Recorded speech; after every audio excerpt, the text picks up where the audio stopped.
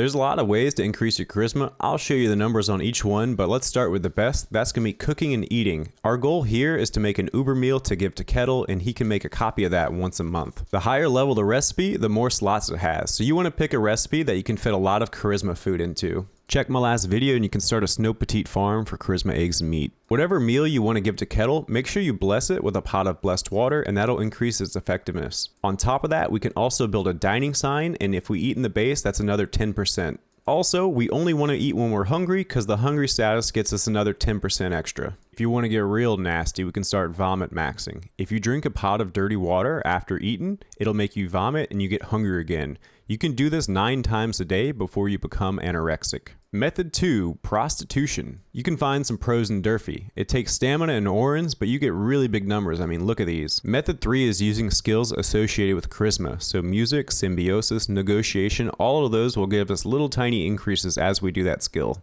This is probably the least effective. Should have started with this, but we want to increase our potential as high as we can before we start power leveling. Taking 3 levels of the sexy feat will get us plus 30% potential, and that's permanent. On top of that, if you can kill a big daddy, a little girl will pop up. If you eat her meat, you can get up to plus 50 potential. It starts at plus 5 and then it goes down to plus 1 eventually. Remember that chest Fiamma gives you in the tutorial? If you get 50 lockpicking, you can eventually open it and get a plus 10 charisma amulet. That's it. Y'all squeeze me dry like a Durfee prostitute. Mwah.